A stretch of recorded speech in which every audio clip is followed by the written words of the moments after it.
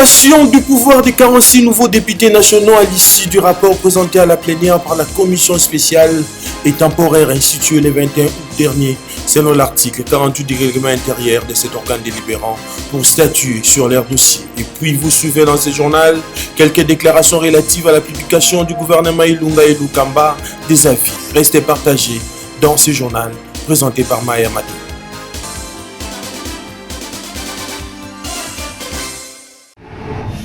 Mesdames, Messieurs, bienvenue dans cette grande édition du journal sur votre chaîne, une édition qui part de l'hémicycle du Palais du Peuple où les députés nationaux ont clôturé ce mercredi 28 août 2019 la validation des mandats de 15 premiers suppléants des députés ayant opté pour des postes autres que ceux de membres de la Chambre basse du Parlement. Les 31 députés nouvellement proclamés par la Cour constitutionnelle ont et aussi vu leur mandat être validé. Plus de détails sur cette plénière dans ces papiers signés Edi Kabia.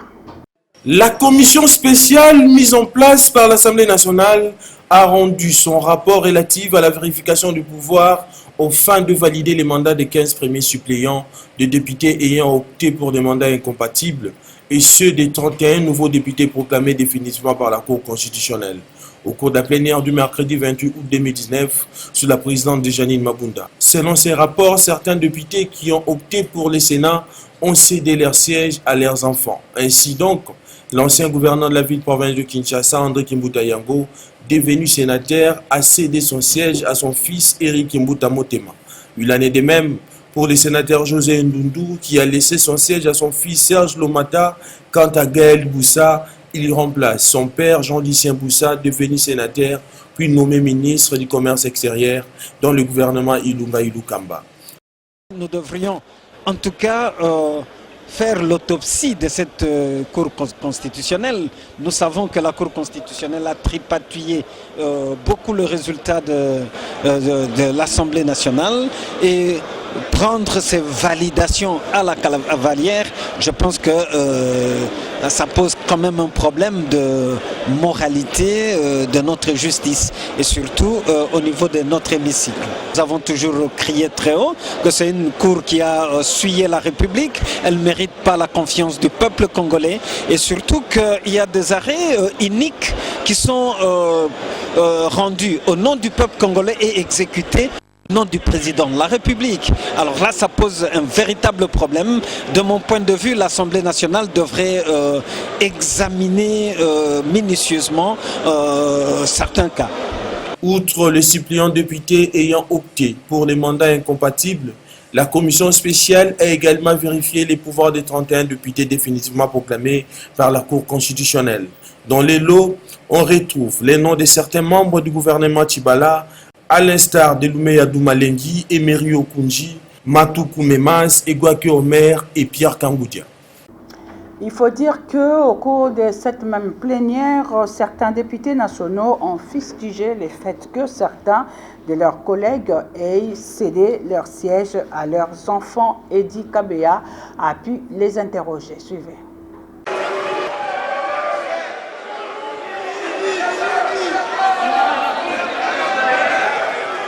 Cette manière de procéder par les élus et par la Cour constitutionnelle est considérée par l'opinion comme de l'escroquerie politique. Voilà pourquoi les voix se sont levées au cours de la dite plénière pour fustiger ce genre de comportement.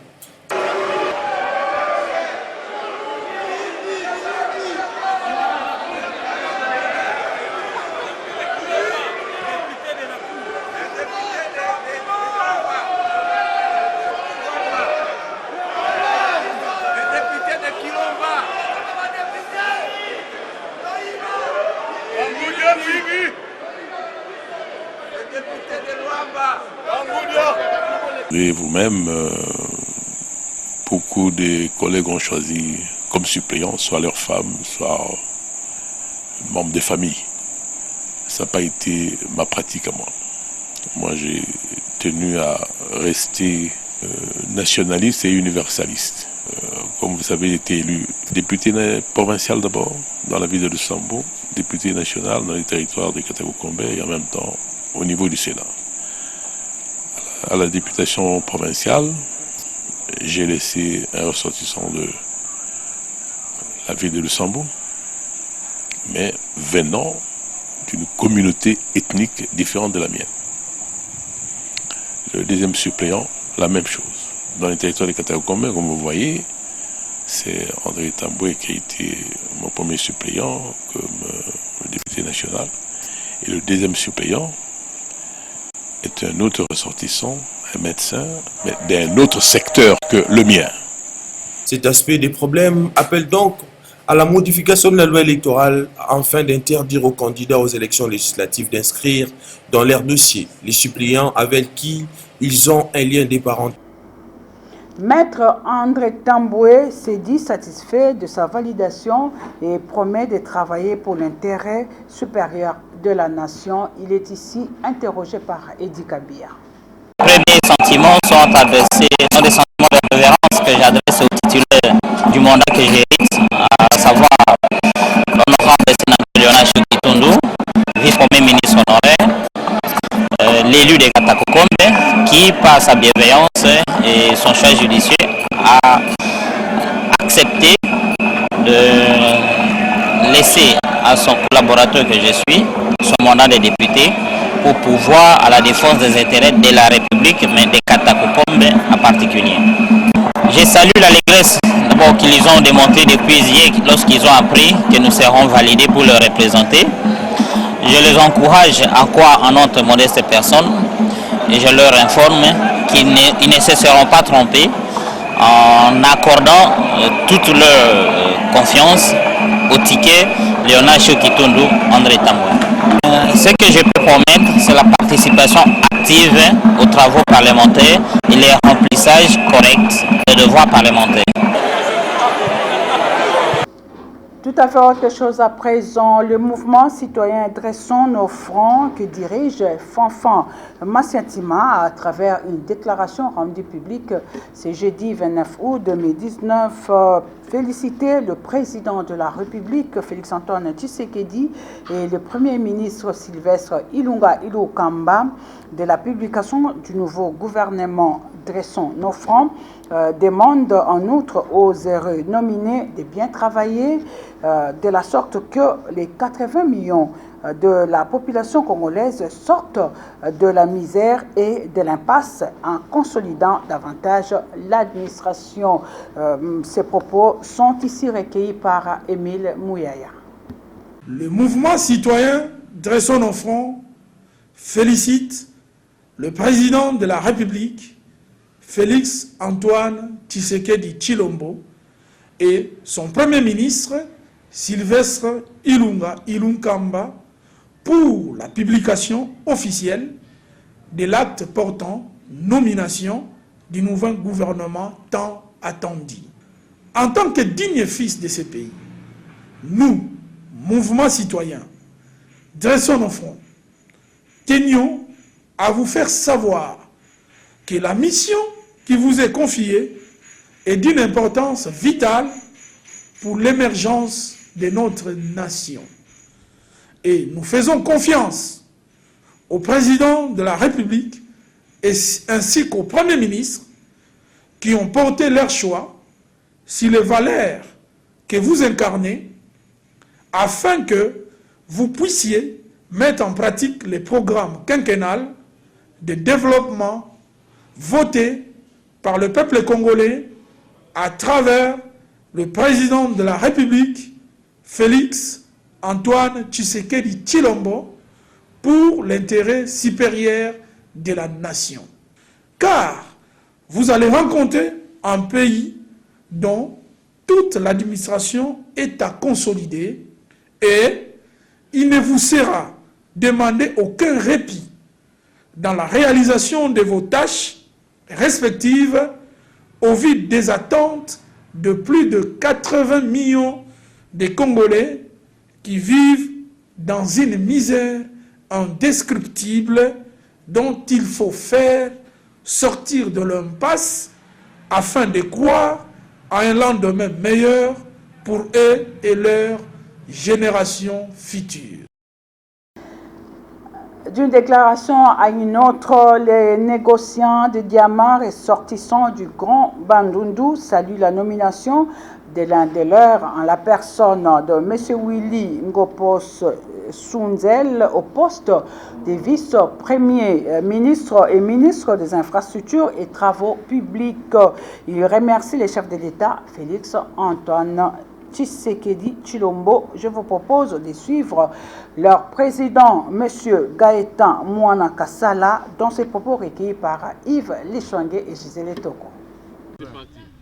Message de félicitations à son Excellence, Monsieur le Vice-Premier ministre et ministre des Infrastructures et Travaux publics. Nous, négociants de diamants, ressortissants du Grand Bandundu, et en particulier de la province du Kwilu, remercions le président de la République, Monsieur le chef de l'État, son Excellence Félix Antoine Tshisekedi Tshilombo, pour la nomination de notre frère et ami, en la personne de Willy Ngopos Sunzel, nommé vice-premier ministre et ministre des Infrastructures et Travaux publics. Nos remerciements s'adressent également à l'autorité morale du FCC, son Excellence, M. Joseph Kabila Kabange, pour les choix judiciaires faits à la personne de les nominés. Au secrétaire permanent du PPRD, M.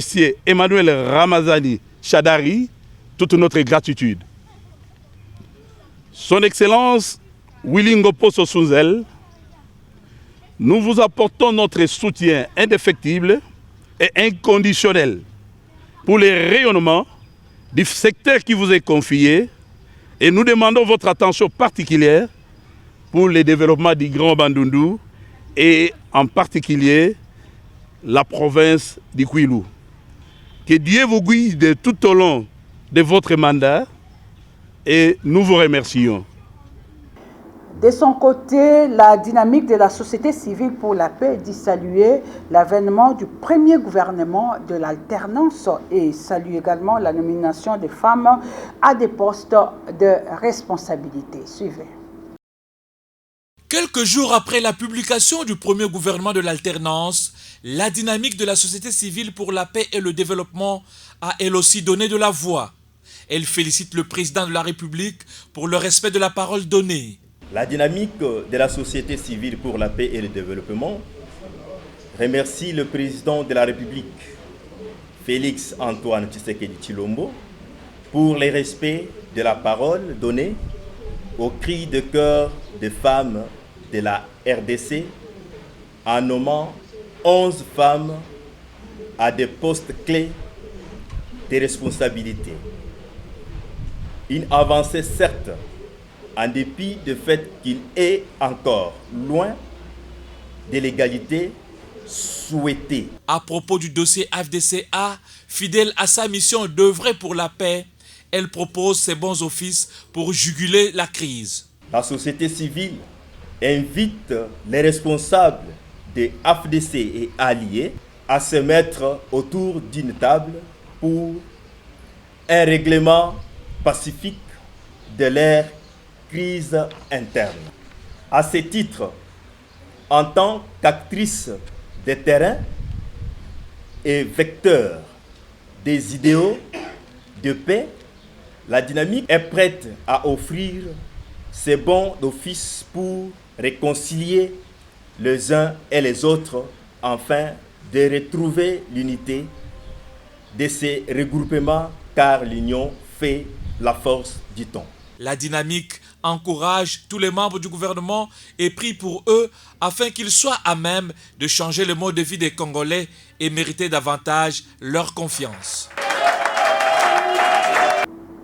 Publication du gouvernement, toujours exclusion de la province du Nord. Au Bangui, la jeunesse de cette province monte au créneau et exige réparation de ce qu'elle qualifie d'erreur. Dans une déclaration rendue publique ce jeudi 29 août 2019, cette dernière, c'est-à-dire la jeunesse de la province du Nord-Ubangi, menace de descendre dans les rues pour obtenir gain de cause. Suivez leurs propos qui sont ici recueillis par Bonheur Nzinga. Nous, jeunesse de la province du Nord-Ubangi vivant dans la ville-province de Kinshasa, déclarons et dénonçons avec la dernière énergie les comportements discriminatoires et injustes du pouvoir central vis-à-vis de notre province.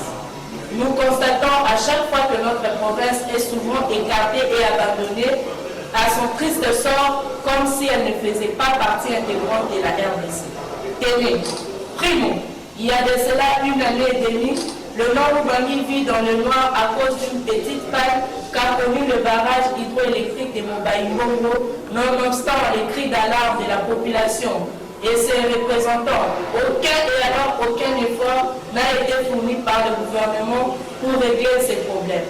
Secundo, l'aéroport international de Moranda, qui, dans un état de délabrement avancé, ne connaît pas d'atterrissage régulier des avions, coupant ainsi la ville de Badolite, son chef-lieu au reste des provinces, situation qui enclave davantage cette province historique.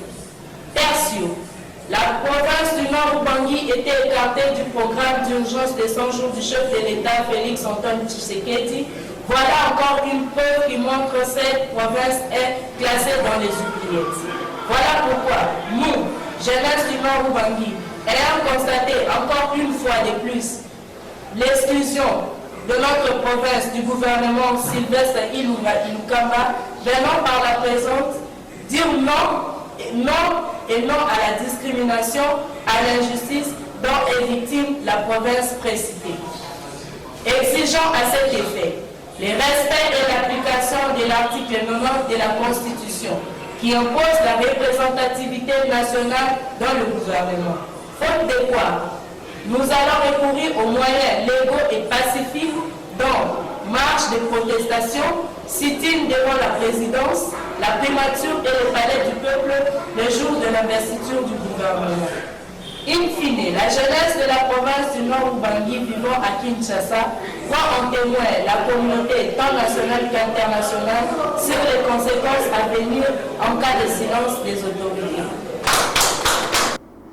Et sachez que toujours dans la même province du Nord-Ubangi, le haut commissaire de la jeunesse de cette province, le Nord-Ubangi, j'ai cité, a organisé une marche pacifique ce jeudi 29 août 2019 à Guadolite, chef-lieu de la dite province, pour exiger le respect de la Constitution en son article 90 qui fait de la représentativité nationale l'une des conditions de la mise en place du gouvernement. La jeunesse du Nord-Ubangi a déposé un mémorandum au gouvernorat de la province et menace d'entamer de grandes actions pour bloquer l'investiture de l'exécutif national.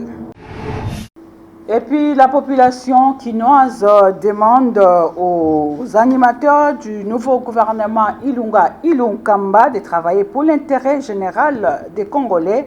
Certains de ces Quinois, par contre, ne croient pas à l'avenir de la coalition FCC Cash. Les propos des uns et des autres sont ici recueillis par Farel Muzinga et Mimichel Loutete. Composé de 66 membres avec un taux élevé de nouvelles figures, le gouvernement Sylvestre Ilunga a plusieurs défis à relever, entre autres les sociales des Congolais. La principale des priorités du chef de l'État Félix Antoine Tshilombo Tshisekedi, un bon nombre de Quinois interrogés invitent les membres du premier gouvernement de l'ère Fachi à travailler pour l'intérêt général des Congolais. Dans les circonstances actuelles, je crois que tout ce que nous souhaitons est que on travaille sur base de la vision du président. Il y a certains critères qui étaient mis dans le cadre du choix des ministres. Et souvent, on ne parle que de la jeunesse. Mais je ne sais pas s'il faut voir cette jeunesse en termes d'âge, mais je crois que la jeunesse doit surtout se manifester en termes d'esprit. Il faut un changement de mentalité, il faut qu'on voit d'abord l'intérêt de la nation. Si on suit ce critère d'intérêt de la nation, quel que soit l'âge de ceux qui sont là, les choses vont aller. Si ces jeunes-là vont perpétuer l'esprit d'intérêt personnel qui a conduit l'action gouvernementale dans le temps, il n'y aura pas de changement. Par extrapolation, on ne peut pas donner beaucoup de chance à ce gouvernement. Vu la taille d'abord de ce gouvernement qui est éléphantiste et un gouvernement budgétivore, et en regardant aussi le moyen de notre pays comme budget, c'est pas à donner beaucoup de chance à ce gouvernement. Et ce gouvernement-là ne va pas bien évoluer. Pourquoi? Parce qu'il y a inimitié d'abord des idées entre le CACH et le FCC. La Bible dit que deux personnes ne peuvent pas marcher ensemble s'ils ne se mettent pas d'accord. Et nous sommes en train de s'étonner comment ils vont marcher ensemble. Dans le cadre des vacances parlementaires, l'honorable Damien Fouki, député provincial pour la circonscription électorale de Kimbanséké, a effectué ce jeudi 29 août 2019 une descente dans son fief électoral en vue de rendre compte à sa base de toutes les activités au sein de l'organe délibérant de la ville-province de Kinshasa. Cadre choisi pour cette rencontre, la salle polyvalente ciel ouvert située sur l'avenue Njoko au quartier Mikondo dans la commune de Kimbanséké. Farel Mouzinga et Georges Libengue étaient sur place pour le compte de votre chaîne. Dans le cadre de vacances parlementaires, le député provincial Damien Koufi est allé le mercredi 28 août rendre compte à sa base de la commune de Kimbanséké de toutes les activités au sein de l'organe délibérant de la ville-province de Kinshasa. Il est de notre devoir, pendant les vacances parlementaires, d'entrer en contact avec la base qui nous a élus. Raison pour laquelle nous avons choisi cette journée pour venir restituer les activités parlementaires au niveau de toutes nos bases de Kimbanséké. Nous avons commencé dans l'axe Mikondo, prochainement nous serons dans l'axe Kimbanséké. Acte salué par sa base, et cette dernière témoigne leur attachement et promet de lui soutenir durant son mandat afin de travailler pour l'intérêt de son peuple. Premièrement, avant même qu'il ne soit élu, c'était une personne de bonne foi qui était un entrepreneur, un promoteur des écoles, donc bien connu dans le coin, une personne aimable, une personne fréquentable. Il n'y a pas de restrictions pour le voir et il garde encore sa demeure avec nous. Donc il partage tous les hydratats et tous les bonheurs avec nous. Nous sommes vraiment flattés de sa présence et de voir qu'il est toujours avec nous. Il n'a pas changé d'adresse, il n'a pas changé de commune. Il a continué à demeurer avec nous. Donc il fait la fierté vraiment de Kimbanséké et de notre contrée. Un rendez-vous hautement pédagogique qui répond aux exigences reprises dans les textes régissant le Parlement de la RDC. Et on boucle cette grande édition du journal par les sports. Le stadium des martyrs de la Pentecôte de Kinshasa sert de cadre depuis le mercredi dernier à la tenue de la 36e édition de la Coupe du Congo de basketball. C'est jeudi 29 août 2019. Le basket club des SMP de Lubumbashi a battu le basket club Scandinavia de Kinshasa par un score de 44 à 43. Hans Tony était sur place pour vous suivre. Poursuite de la 36e édition de la Coupe du Congo de basketball au stadium de martyrs de la Pentecôte. Pour ce jeudi 29 août 2019, le basket club des SMP de Lubumbashi a eu raison sur le basket club Scandinavia de Kinshasa 44 à 43. Serge Malikila, entraîneur du BC Scandinavia, estime que la défaite de son équipe est due au mauvais arbitrage.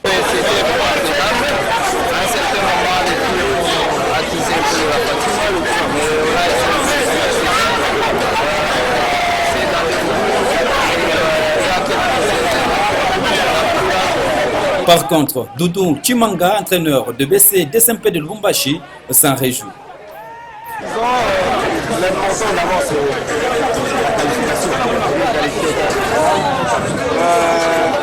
Il y a la fatigue qui m'a.